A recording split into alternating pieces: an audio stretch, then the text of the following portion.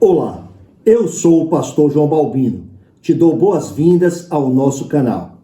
Nesse vídeo, com a nossa atenção no Evangelho de Mateus, capítulo 6, versículos 19 ao 24, veremos uma parte fundamental do ensino de nosso amado Senhor Jesus Cristo com respeito ao problema do coração humano e a solução de Deus, que é o Evangelho, que é somente Cristo. Veremos que a maneira como uma pessoa enxerga e valoriza a Deus é absolutamente determinante para definir se o que está dentro dela é trevas ou é luz. Isso é algo muito sério. Trevas significa um lugar onde Deus não está. A questão com a qual todos deveríamos nos sentir confrontados é: o que valorizo mais, Deus ou o dinheiro e as coisas que o dinheiro pode comprar? É para isso que nós devemos olhar. Antes de continuarmos com a mensagem, tenho um pedido.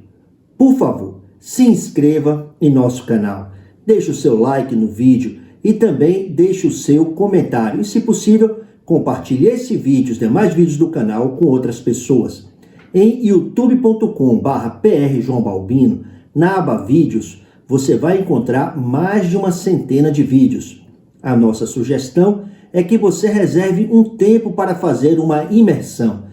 Reserve um tempo para maratonar. Bom proveito.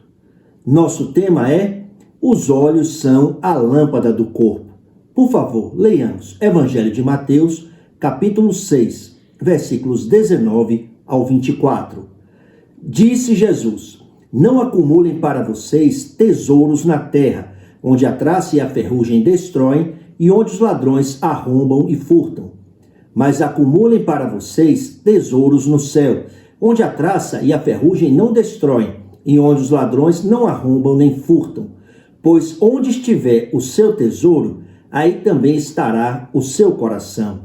Os olhos são a candeia do corpo. Se os seus olhos forem bons, todo o seu corpo será cheio de luz. Mas se os seus olhos forem maus, todo o seu corpo será cheio de trevas. Portanto, se a luz que está dentro de você são trevas, que tremendas trevas são! Ninguém pode servir a dois senhores, pois odiará um e amará o outro, ou se dedicará a um e desprezará o outro. Vocês não podem servir a Deus e ao dinheiro. Fica claro que precisamos procurar nos certificar ao máximo de que realmente amamos a Deus e não ao dinheiro e as coisas que o dinheiro pode comprar. A queda atingiu a todos os descendentes de Adão, sem exceção. A queda ensejou graves problemas à natureza humana e também ensejou graves problemas à personalidade humana. Adão foi criado à imagem de Deus. Gênesis capítulo 1, versículos 26 ao 28. Mas Adão pecou. Adão caiu. O ensino da Bíblia é que todos os descendentes de Adão nasceram e continuam nascendo fora do jardim de Deus. Nasceram e continuam nascendo alienados de Deus. Em outras palavras, todos os descendentes de Adão se tornaram criaturas igualmente caídas, criaturas igualmente necessitadas de redenção, pessoas igualmente necessitadas do único Redentor que há, que é o descendente da mulher, que é o Messias, que é o Cristo de Deus, que é Jesus. Essa parte todos precisam procurar entender muito bem. Por causa do problema do Gênesis 3, a imagem de Deus nos seres humanos foi corrompida. Os descendentes de Adão expressam a imagem do homem terreno, expressam a imagem do homem caído, pelo que diz 1 aos Coríntios, capítulo de número 15, versículos 45 ao 47. Leiamos. Assim está escrito: o primeiro homem, Adão, tornou-se um ser vivente. O último Adão, espírito vivificante.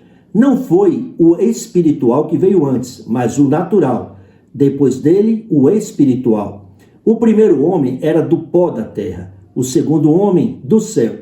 Os que são da terra são semelhantes ao homem terreno, os que são do céu ao homem celestial.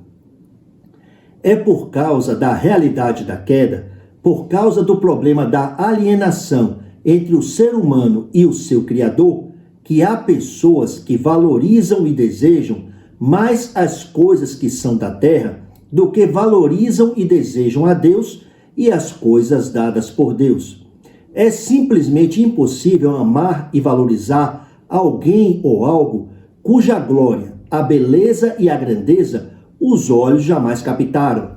Não é possível amar, valorizar e desejar aquele ou aquilo que é desconhecido. Se os olhos não captam a glória e a beleza de Cristo, o resultado disso é que Jesus Cristo acaba sendo ignorado. O que está em pauta na porção das Escrituras que lemos em Mateus, capítulo 6, versículos 19 ao 24, não são questões relacionadas à economia, mas a realidade do problema do coração humano, desviado de Deus, insensível em relação a Deus, empedernido, duro como pedra, morto espiritual. Pergunto, você já pensou o que leva uma pessoa a acumular tesouros na terra e não tomar precaução em enviar tesouros para a sua economia eterna no céu? Você já pensou o que leva uma pessoa a arrombar e a furtar? Você já pensou por qual razão há idólatras nesse mundo? Pessoas que se curvam diante de falsos deuses, pessoas que vivem a serviço do Deus dinheiro e não vivem exclusivamente a serviço de Jesus Cristo. A resposta absoluta da Bíblia é a malignidade, usura, idolatria, unicamente por causa do problema do Gênesis 3. É por causa da realidade da queda que há pessoas que cobiçam as coisas que são da terra, ao ponto de chegarem a arrombar e a furtar. É por causa do problema do Gênesis 3 que há pessoas que vivem tentando ampliar indefinidamente o seu próprio estilo de vida. Qualquer explicação para os erros humanos fora do problema do Gênesis 3 está apenas olhando para os problemas que são consequentes. Graças a Deus, a solução para o problema do coração humano. A única solução absolutamente eficaz, a única solução que há é o Evangelho, que é Cristo. Apenas que haja obra espiritual na vida de uma pessoa e ela será curada. Após ser curada, nunca mais vai se dobrar diante de nenhum falso Deus. Nunca mais vai roubar nada de ninguém, mas vai amar a Deus e dar culto somente a Deus. E também vai amar ao que Deus ama. Deus ama a gente. Nesse ponto, é importante ficar bem claro que Deus não está no negócio de fazer obras meramente exteriores na vida de alguma pessoa.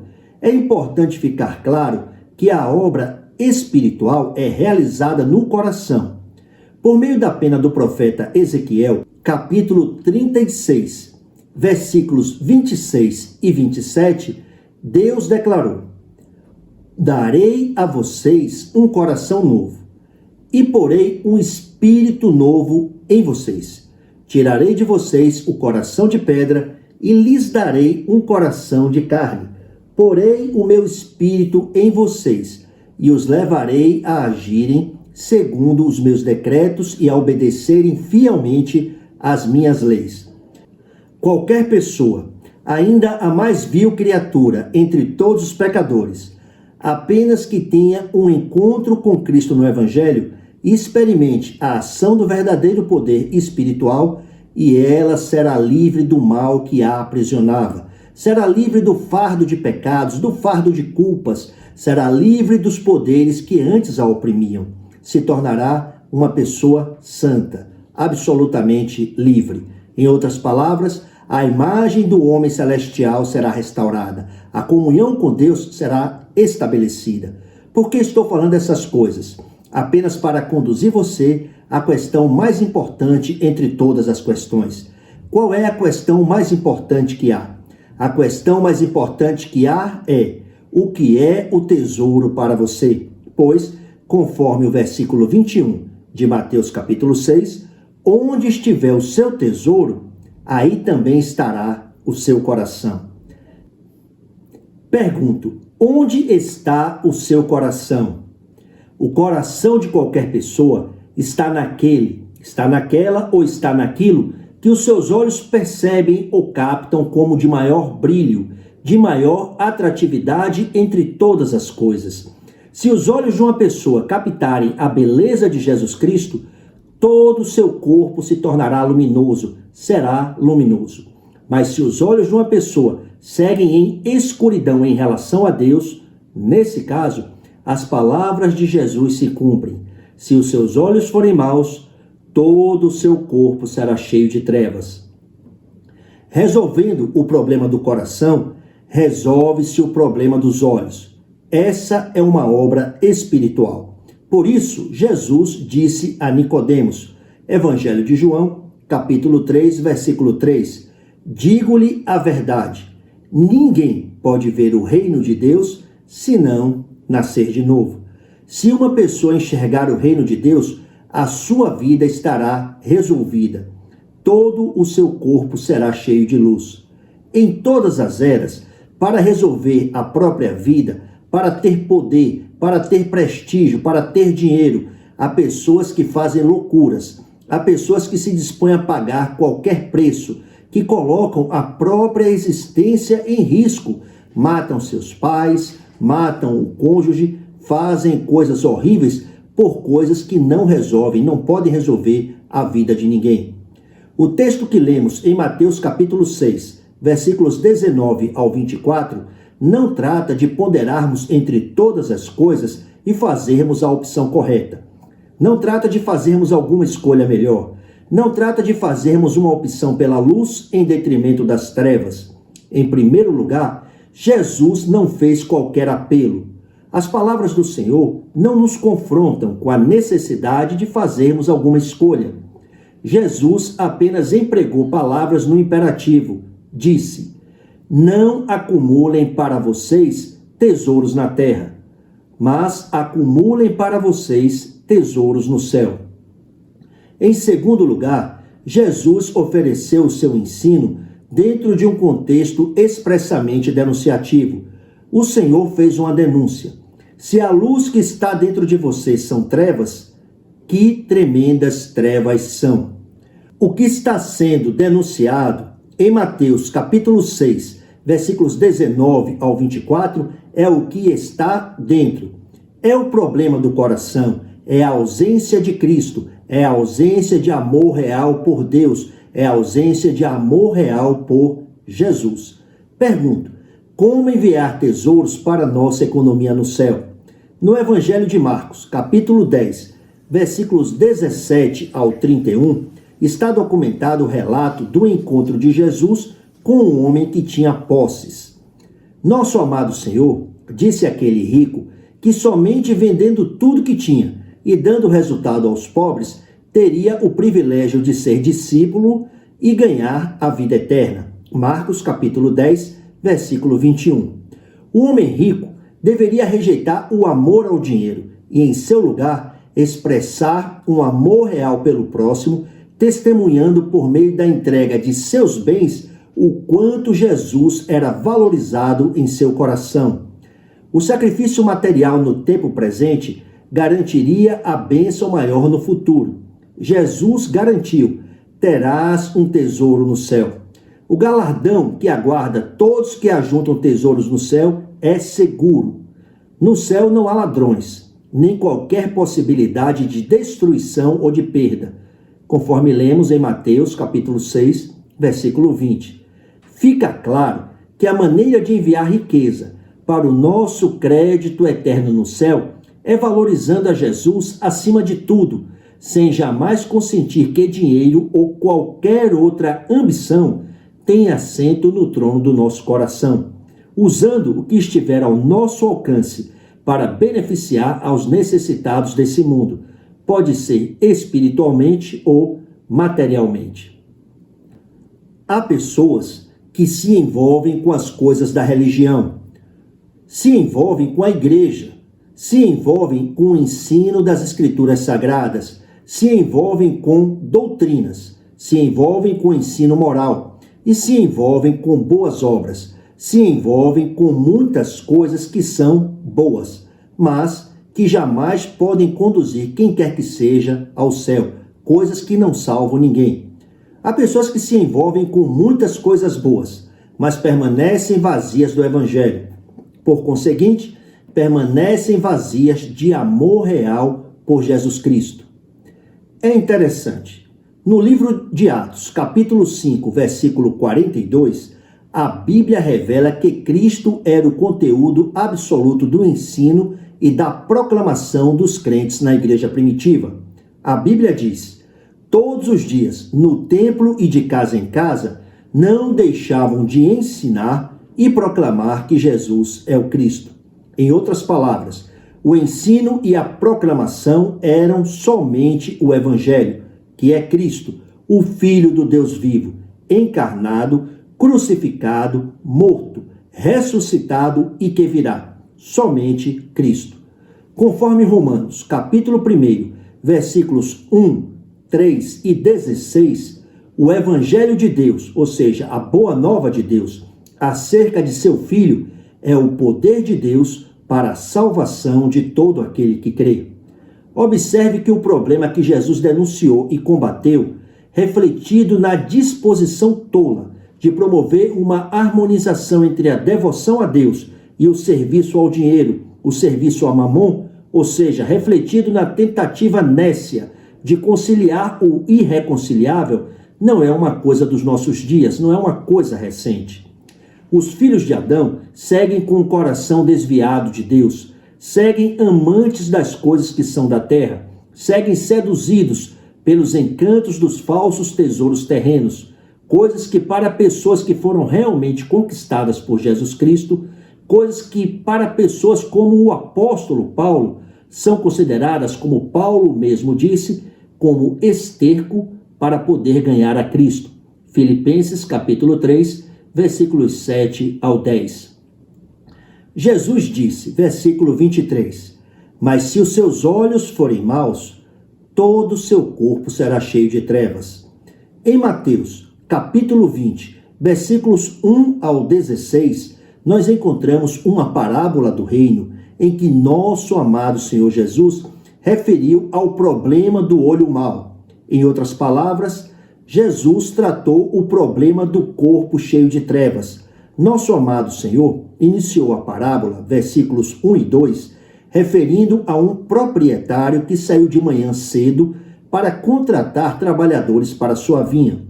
Ele combinou pagar-lhes 1 denário pelo dia e mandou-os para a sua vinha. Em seguida, aquele proprietário de terras aparece contratando mais trabalhadores. Ele contratou trabalhadores às 9 horas, contratou trabalhadores ao meio-dia, contratou trabalhadores às 15 horas e, finalmente, contratou trabalhadores às 17 horas. Os trabalhadores do último grupo foram literalmente contratados no final do dia. Com os trabalhadores contratados de manhã cedo, o proprietário combinou pagar 1 denário pelo dia de trabalho. Contudo, aos trabalhadores que foram contratados ao longo do dia, o dono da terra simplesmente lhes disse que pagaria o que fosse justo. Ao fim daquele dia, o proprietário disse ao seu mordomo, versículo 8, chama os trabalhadores e paga-lhes o dia, começando pelos derradeiros até aos primeiros, e começando pelos que foram contratados às 17 horas, foi dado 1 denário a cada um. Todos receberam 1 denário. Os que trabalharam desde o raiar do dia, que enfrentaram o calor e o sol quente do dia, receberam a mesma recompensa dos que começaram a trabalhar próximo ao crepúsculo da tarde, que trabalharam apenas 1 hora. O resultado foi que os que trabalharam mais horas se sentiram injustiçados. Eles ficaram insatisfeitos e protestaram. Por que protestaram? A Bíblia diz por quê. Versículo 10. Vamos ler. Quando vieram os que tinham sido contratados primeiro, esperavam receber mais. Esse foi o problema. Mas cada um deles também recebeu 1 denário. Consideremos a resposta que o pai de família ofereceu aos queixosos. Versículos 13 ao 15. Mas ele respondendo disse a um deles: Amigo, não te faço agravo. Não ajustaste tu comigo um dinheiro? Toma o que é teu e retira-te. Eu quero dar a este derradeiro tanto como a ti. Ou não me é lícito fazer o que quiser do que é meu? Ou é mau o teu olho, porque eu sou bom? A expressão traduzida aqui por é mau o teu olho, no original grego, é a mesma que aparece em Mateus, capítulo 6, versículo 23. Pergunto, quem são as pessoas que têm olho mau? São todas as pessoas que só têm olhos para as falsas riquezas terrenas. São os escravos de Mamon. São todas as pessoas que são cegas para a beleza da graça de Deus, especialmente manifestada em Cristo Jesus. Quanto a você, procure se certificar ao máximo de que Jesus Cristo é o seu tesouro. A pessoa que tem Cristo como tesouro, o seu corpo é cheio de luz. Disse Jesus: Eu sou a luz do mundo. Quem me segue nunca andará em trevas, mas terá a luz da vida. Evangelho de João, capítulo 8, versículo 12. Qual é a conclusão? Muito simples. Olhos bons e corpo cheio de luz é o resultado de ter um coração ocupado por Jesus. É o resultado de Jesus ser o centro da vida. Olhos maus e corpo cheio de trevas é a consequência da ausência de Deus no coração das pessoas. Oremos. Pai, te damos graças pelo Evangelho. Te damos graças por ter aberto os nossos olhos para enxergarmos a luz do Evangelho da glória de Cristo, que é a imagem de Deus. Que a nossa prática e as nossas palavras desfaçam a escuridão que está no campo. Oramos em nome do Senhor Jesus Cristo. Amém. Por favor, lembre-se de se inscrever no canal.